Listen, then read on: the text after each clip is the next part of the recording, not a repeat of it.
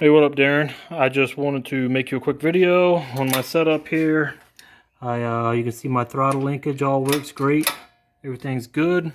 You already know about this spring. I've just put a sheet metal screw through here to hold the spring in.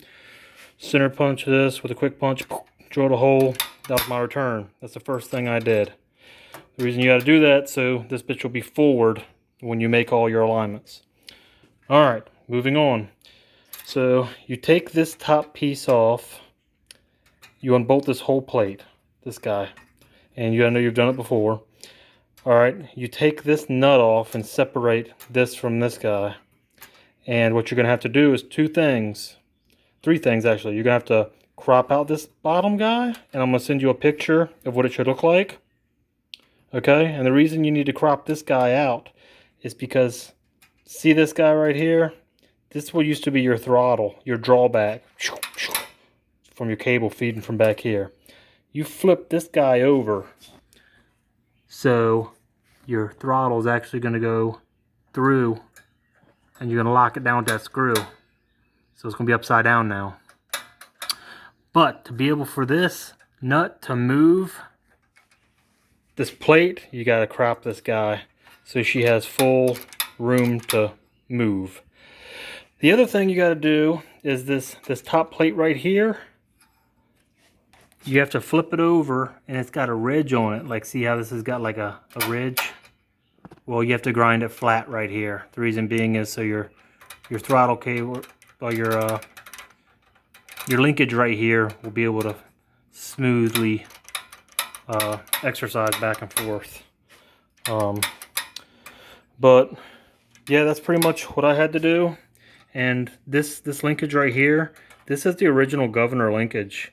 All I did was, after I removed the governor, of course, I put it in here and set this on top. And then I was like, okay, with this all the way forward, because the spring's against it, you have to spin this butterfly so she's all the way forward, as much way as she can go this way. And you drag your linkage this way, and you say, all right, I need to bend it right here. And I just marked it, to be honest with you, Sharpie. And then I just took my needle nose and bent it to a 90. And then I put it on. And then I just set everything back up here, and it was bent straight up. And I was like, oh, okay, where do I need to bend it to make it go in here? And I marked it, lower than I wanted it, of course, because when you bend it, it's going to be higher up, whatever. And then I marked it, and then I bent it again. Alright, after I bend it again, it's going to be super long, of course. It's going to be, over here still. I cut it, but I made sure I had enough room. But this guy right here, I slipped it onto the rod. This Jesus clip was out of it. I slipped it onto the rod, and then kind of held it on there, or I tightened it down just a little bit so I could move it back and forth where she needed to be. And I made sure this was forward. And then I adjusted this and held it, and I was like, oh, this is where she needs to be locked down. Then I held it, and then I locked her down in place. And then I put her on there, and I just kind of held it instead of putting the Jesus clip on it just yet, and just tried to function it. And I was like, yep, I got full throw. And then I went ahead and cropped it back just about a quarter inch coming out of the nuts right here. So I had, room to adjust if I needed to adjust. And then I pushed her up in there, and I pushed this down pushed a clip on with a flathead screwdriver. Make sure you're in a kind of open area where if that bitch goes flying, you can find it. But for this piece right here, I'm going to send you a picture of what I drew on it, and you can draw yours the same. And all I did was when this was off, I put a screw through this and screw through this hole, because this was out, and that held it down.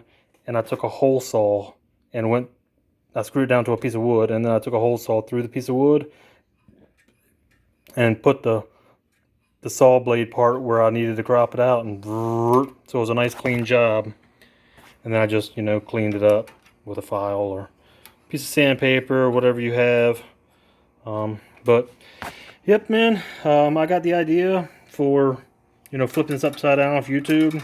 the rest of the stuff wasn't very self-explained. It wasn't very explained well, so I just thought I'd make a quick video to explain exactly how to make it function, man. And this does yours. I'm sure you already probably taken it apart, but that's probably wasn't moving very well, is because it has a lot of crusty shit under there, and it's got like a kind of like a UHMW washer, like a plastic washer, and it sits on that. Then you got a metal washer, and then this goes on, and you got the guide lock. But you'll see everything. It's pretty self-explanatory. But now when I run my cable, the only thing that is kind of different, which I don't really necessarily a fan of, but I'm gonna have to run my cable through here. So I just got to be careful, I don't affect the spring at all.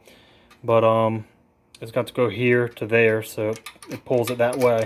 But I get full throttle and everything, and everything's running good. I just got it locked down right now with it's actually kind of sketchy. You can see, I don't know if you can see this guy, but I got it locked down to the saw table.